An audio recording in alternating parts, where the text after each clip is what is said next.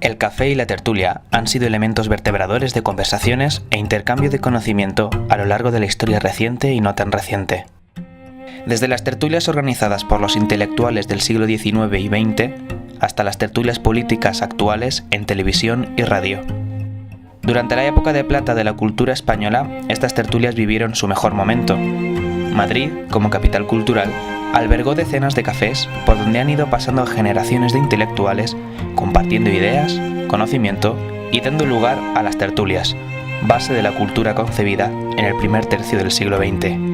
Hoy ese ambiente irreverente y en ocasiones bohemio se respira en contados lugares de la ciudad de Madrid. Estos cafés han desaparecido con el tiempo, dejando un legado histórico que solo hoy unos pocos logran mantener.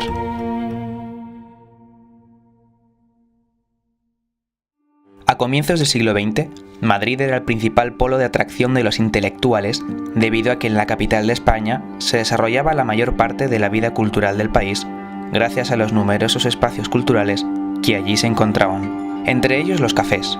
Los intelectuales los utilizaban como su propio estudio, un lugar en el que poder concebir sus obras, debido a que estos les daban un ambiente acogedor que muchos de ellos no podían disponer en sus casas. Eran como oficinas, un poco al azar, pero oficinas en donde se hacían negocios, y también un lugar en donde los escritores también se reunían, y hay toda una tendencia a que el café se convierta en un lugar de intercambio social. La mayoría tenían una estética similar, importada de Viena o París, caracterizada por el uso de la novedosa arquitectura de hierro. Había ventanas enormes para poder observar el tránsito callejero, y entre el mobiliario más característico destacaban largos divanes de peluche rojo y los veladores de mármol con pies de hierro. Los más importantes estaban situados en torno a la Puerta del Sol y sus alrededores, con una concentración de unos 20 cafés durante el primer tercio del siglo XX, a los que asistían frecuentemente los escritores más importantes del momento. Lo que hoy es una tienda de las grandes multinacionales del mundo era anteriormente el Café de la Montaña, conocido por las tertulias del escritor Ramón María del Valle-Inclán. En este lugar, él perdió un brazo tras una disputa con el periodista Manuel Bueno. El Café de la Montaña estaba situado en la Puerta del Sol, debajo de lo que fue luego el Hotel París, en lo bajo del Hotel París, donde estuvo el carcel del tío Pepe, que ahora hay una tienda de una gran manzana mordida, que todos sabéis lo que es, ¿no? Bueno, a esos bajos, que era el Hotel París, ahí estaba el Café de la Montaña. Ahí solía ir con mucha frecuencia los intelectuales y periodistas a una tertulia. Allí asistía Valle-Inclán, asistía con frecuencia. Y en una de esas tertulias, que debían ser bastante ardientes, Manolo Bueno, que era un periodista muy importante en aquella época, empezó a discutir con Valle-Inclán sobre el debut de un torero portugués menor de edad. Uno defendía que siendo menor de edad no debía tener acceso a los ruedos, el otro defendía todo lo contrario, y desde aquella tertulia, casi como algunas televisivas de hoy, llegó a tal punto que Manolo Bueno, Valle-Inclán intentó con una jarra de agua tirársela a Manolo Bueno. Manolo Bueno, con un bastón que llevaba, le pegó un bastonazo en la muñeca a Valle-Inclán, con tan mala fortuna que el gemelo que llevaba en la manga se le clavó y se le gangrenó la herida y tuvieron que cortarle el brazo. Ahí donde pierde el brazo Valle-Inclán. Y entonces Valle-Inclán es una persona que tenía muy mal genio. Cuando estaba hospitalizado después de apuntarle el brazo, pues Manolo Bueno, sintiéndose responsable de aquel incidente fortuito, pero al fin y al cabo le había costado el brazo a Valle-Inclán, decide verla al hospital, pero temeroso de que el otro vaya a responder y tal. Entonces abre la puerta, así, y se asome y le dice Valle-Inclán: amigo Bueno, entre usted, que todavía me queda un brazo para dar un abrazo. Y luego contaba Valle-Inclán que lo que más le dolió de haber perdido el brazo es que cuando murió su hija no pudo abrazarla. Este icónico café también era conocido como el Café de la Pulmonía, debido al frío que entraba por sus 16 puertas. El Café de Pombo y el Café Colonial fueron muy importantes por la influencia que tuvieron en la introducción y desarrollo de las vanguardias en España. El primero de ellos estaba situado en la calle Carretas. Era muy conocido porque albergaba desde 1912 la más conocida de las tertulias madrileñas, la de Ramón Gómez de la Serna. Esta reunión tenía lugar un día a la semana, los sábados por la noche. En las tertulias del Café Pombo no se hablaba sobre literatura, se practicaba y se cultivaban los elementos clave de la literatura vanguardista: Y el café de Pombo le llamaban además el café de los cagones, porque durante el verano la especialidad era un sorbete de arroz. Como el arroz era astringente y en aquella época las diarreas eran frecuentes en Madrid por las casas de salubridad, pues la gente iba a tomarse el sorbete de arroz y le llamaban el café de los cagones. La calle Alcalá albergaba muchos de estos cafés. En su concurrencia con calle Sevilla se encontraba el Café Lion d'Or, que actualmente es la Cafetería Nebraska, el Café Suizo, que tiene la sede del Banco BBVA, y el Café de Fornos, que ha adoptado el nuevo concepto de cafetería moderna. Bueno, el Café de Fornos fue muy importante, sí, pero el Café de Fornos, que estaba aquí en la esquina de la calle Peligros, ese era un café un poco como este café que tengo yo ahora aquí, este libro, un café más lujoso, un café mucho más de toreros, de políticos, de actores de fama, de gente de empresarios.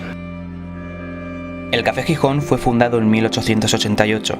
En sus tertulias han participado Pérez Galdós, Rubén Darío, Antonio Buero Vallejo, Cela, Antonio Machado, Gerardo Diego o Antonio Gala. Es el único que a día de hoy permanece abierto, situado en la Castellana. En la Glorieta de Bilbao se encontraba uno de los cafés más longevos y queridos de Madrid, el Café Comercial. Este se mantuvo abierto desde el año 1887 hasta 2015.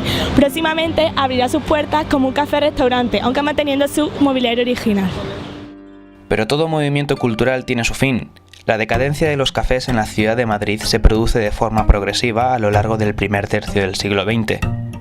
La transformación y modernización de la ciudad de la época se produjo de forma destacada en el plano arquitectónico y urbanístico. Fueron años de la construcción de los primeros grandes almacenes en Madrid, como los Simeón en la Plaza de Santa Ana o los Gran Vía en la Avenida Conde de Peñalver. Esta nueva forma de entender el espacio comercial dio un duro golpe a los pequeños negocios, entre los que estaban los cafés tradicionales, donde los intelectuales realizaban sus tertulias y debates. La aparición de cafés modernos al estilo americano fue otro de los factores que causó la decadencia de los locales clásicos madrileños. Aparecieron los bares y cervecerías. Locales más pequeños y alargados albergaban espacios donde la gente se divertía bailando y hablando.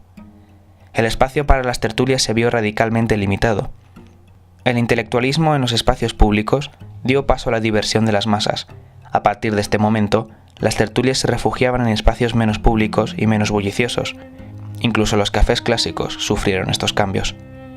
La tertulia de la Granja de Lenar, espacio donde Ortega y Gasset concibió la revista de Occidente, fue abandonada por los intelectuales y trasladada a la propia redacción de la revista, situada en una quinta planta de la Gran Vía madrileña, alejada de la multitud.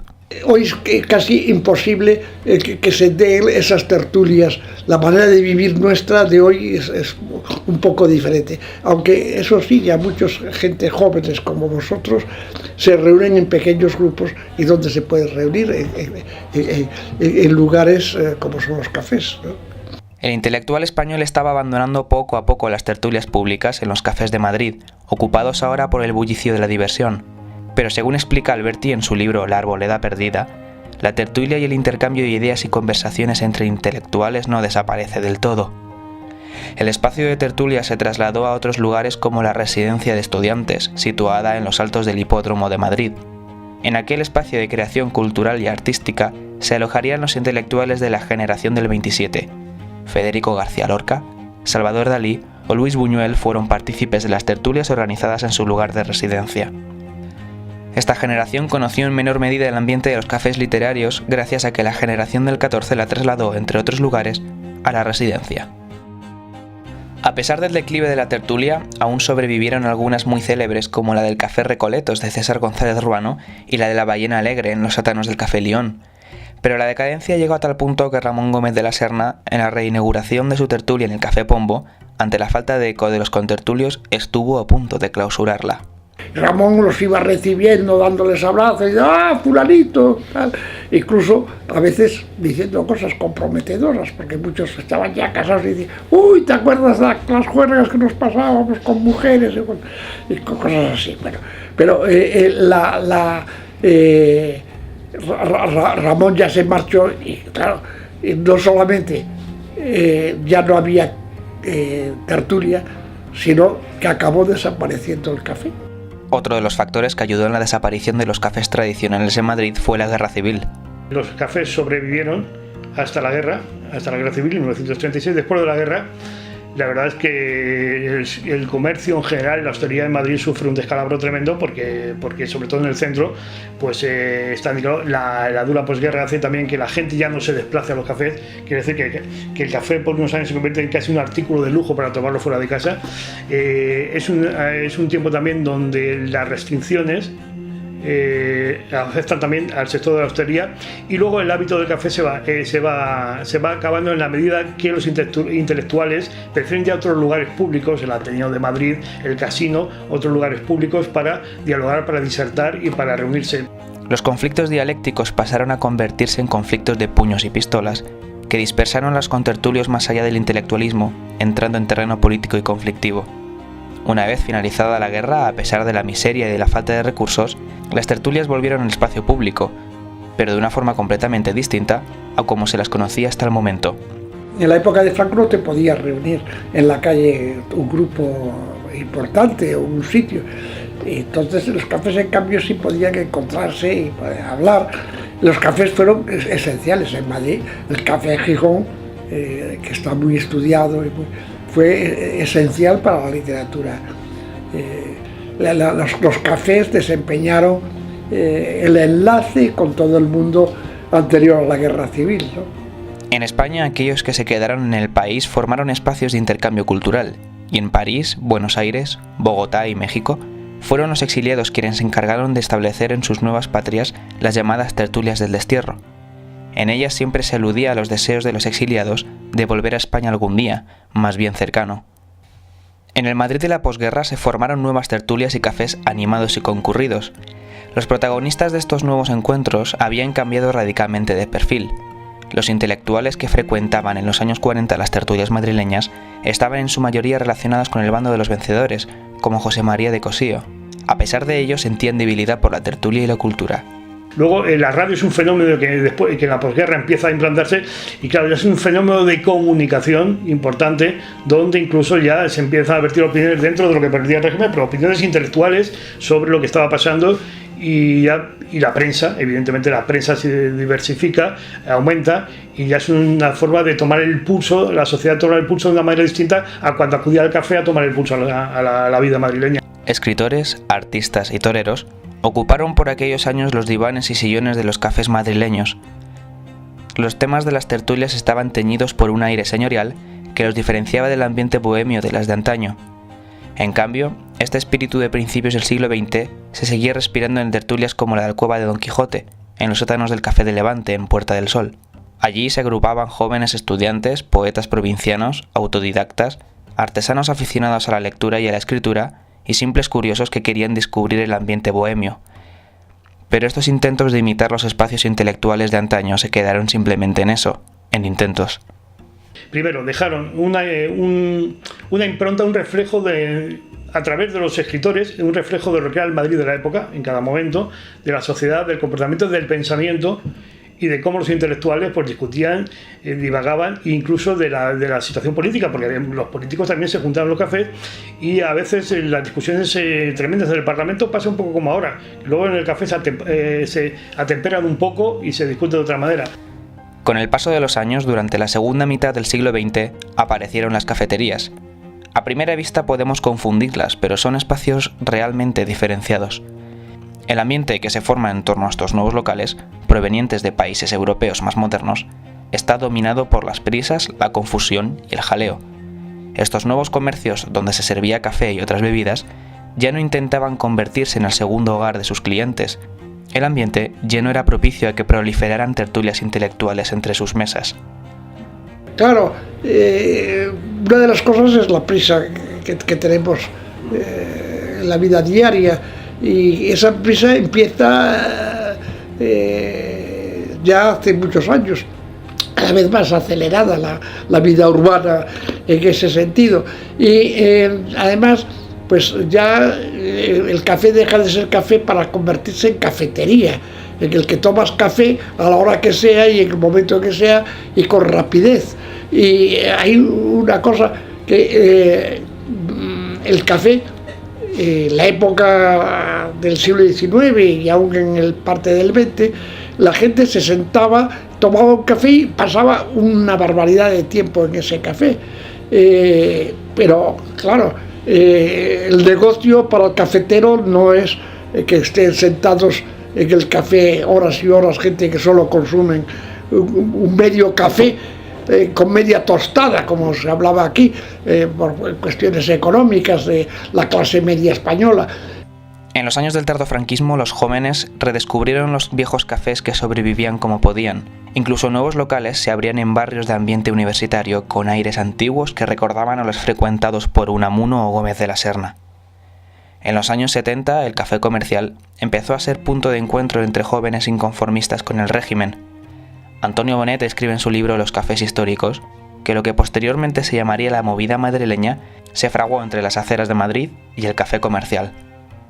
Con la instauración de la democracia, otros locales tomaron protagonismo en las calles de la capital madrileña. El café histórico volvía a tener protagonismo, en menor medida, en la ciudad de Madrid.